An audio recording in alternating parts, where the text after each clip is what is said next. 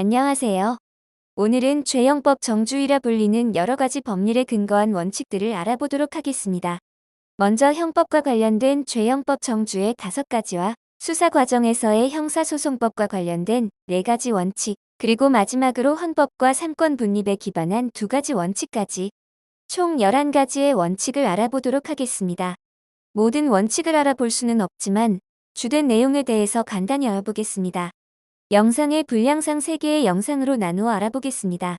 이 영상은 형법과 관련된 죄형법 정주의입니다. 그 첫 번째는 성문법 주의입니다. 물론 법전에 대한민국은 성문법 국가다라는 문장이 직접 적혀 있는 것은 아닙니다. 하지만 헌법 12조와 형법 1조를 보면 범죄와 처벌을 반드시 법률에 의한다고 명시하고 있는데 여기서 말하는 법률이 바로 국회가 글로 적어 만든 성문법을 뜻합니다.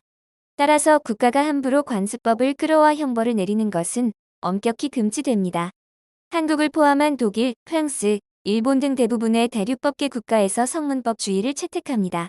민법에서는 유동적인 상황을 위해 일부 경우에는 관습법을 쓰는 경우가 있지만 국가가 형벌을 부과하는 형법에는 성문법이 금지됩니다. 물론 일부 법학자들은 성문법 규정이 성문으로 쓰여 있지 않은 모순을 지적하기도 합니다. 실제로 헌법재판소에서 마저 대한민국의 수도가 서울임을 관습헌법으로 인정한 사례도 있었죠. 하지만 어디에 쓰여 있지 않아도 법률의 안정성과 공정성을 위해 대한민국은 성문법주의를 지켜야 합니다. 두 번째는 명확성의 원칙입니다. 첫 번째의 성문법주의와 이어지는 내용입니다. 법률을 성문으로만 적어 놓는다고 아무 문제가 되지 않는 것은 아닙니다. 이 원칙 또한 명확하게 쓰여 있지는 않지만 명확성의 원칙 또한 법률 안정성과 국민의 법률에 대한 예견 가능성을 보장하기 위한 원칙입니다. 법을 만들 때에 애매모호한 말로 써놓지 않고 명확히 어떠한 행위가 범죄인지 법률로서 규정하는 데에 한계가 있더라도 어떠한 행위가 이에 저촉될지 예견이 가능하도록 써놓게 해놓은 원칙이 명확성의 원칙입니다. 실제의 예를 하나 들어드리겠습니다. 기존 구경범죄 처벌법 3조 1항 33호에서는 과다 노출에 대하여 금지하고 있었습니다. 법조문을 보면 여러 사람의 눈에 띄는 곳에서 공공연하게 알몸을 지나치게 내놓거나 가려야 할 곳을 내놓아 다른 사람에게 부끄러운 느낌이나 불쾌감을 준 사람이라고 규정을 했는데요. 이 조문이 명확성의 원칙에 반한다는 위헌 법률 심판이 있었습니다. 2016헌 가3에 따르면 지나치게 내놓다와 가려야 할 곳, 그리고 다른 사람에게 부끄러운 느낌이나 불쾌감이라는 기준 자체가 너무 애매하다는 이유로 위헌 결정을 내렸습니다. 그래서 해당 조항이 여러 사람의 눈에 띄는 곳에서 공공연하게가 공개된 장소에서 공공연하게로 변경이 되었고 알몸을 지나치게 내놓거나 가려야 할 곳을 내놓아가 급소와 엉덩이 등 신체의 주요한 부위를 노출하여로 변경이 되었습니다. 형법으로 특정 행위에 대한 법률을 명확히 공개할 수 있어야 오히려 국민들의 행동의 자유가 보장이 됩니다. 국민은 형법에 적힌 해당 행위만 하지 않으면 되는 일이니까요. 세 번째는 적정성의 원칙입니다. 형벌 비례의 원칙과도 이어집니다. 성문으로도 적었고 명확하게도 적었으니 처벌 수위를 막 정해도 되겠네. 를 방지하기 위한 원칙입니다. 예를 들면 빵을 훔친 자는 사형에 처한다라는 법조항이 있다고 했을 때 이 조항은 적정성의 원칙에 어긋납니다. 빵을 훔침으로써 발생하는 피해가 법정 최고형인 사형을 부과할 수 있는 범죄 행위인가를 생각해 봤을 때 납득하기 쉽지는 않죠. 또한 일반 살인죄도 형량이 5년 이상인데 빵을 훔쳤다는 이유로 사형이라면 이는 형벌 비례의 원칙과도 어긋납니다. 빵을 훔치는 것도 명백한 범죄지만 사람의 목숨을 빼앗는 것과는 훨씬 가벼운 범죄니까요. 네 번째는 유추과대에서 금지 원칙입니다. 이미 정해진 법률이 있으면 판사는 무조건 해당 법률로서 판단을 해야 합니다. 예를 하나 들어보겠습니다. 공문서를 위조하거나 위조하여 행사하면 범죄인 것은 알고 계시죠? 이는 형법 225조로서 공문서 등의 위조, 변조죄로서 성립하는 범죄이고 행사할 목적으로 공무원 또는 공무소의 문서 또는 도화를 위조 또는 변조한 자는 10년 이하의 징역에 처한다 라고 되어 있습니다. 주민등록증 또한 공문서의 종류 중 하나입니다.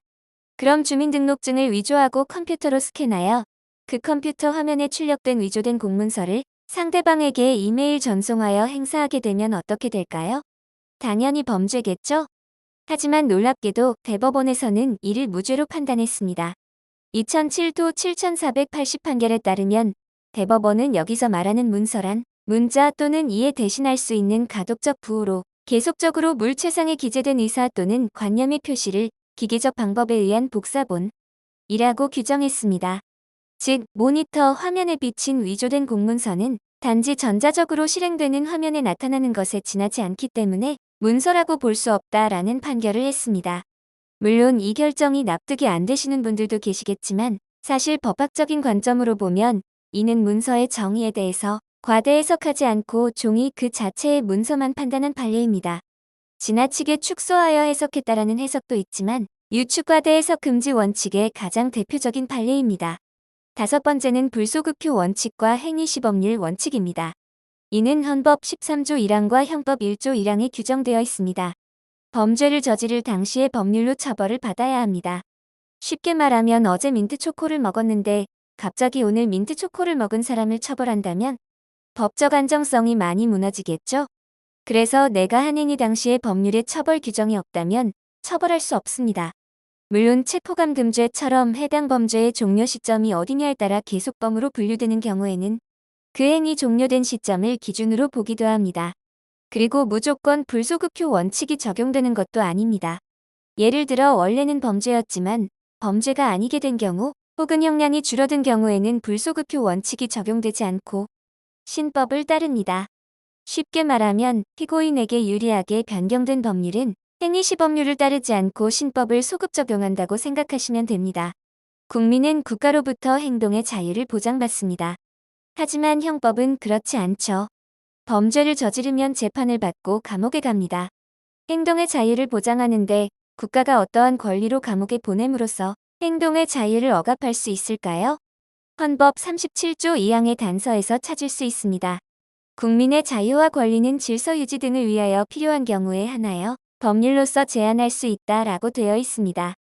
즉, 특정 행위에 대해서 처벌하는 것이 합헌이라는 소리인데 그 행위가 정확히 어떠한 행위인지, 형량은 어느 정도인지, 예견이 가능한지 등을 모든 국민들이 알 수 있어야 그 행위를 하지 않겠죠.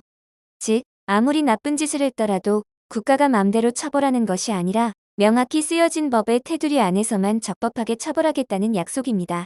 결국 죄형법 정주의는 범죄자를 보호하기 위한 것이 아니라 국가의 거대한 권력으로부터 평범한 우리들의 권리를 지켜주는 최후의 방패인 셈이죠. 이렇게 형법과 관련된 간단한 몇 가지 원칙을 알아보았습니다. 시청해주셔서 감사합니다.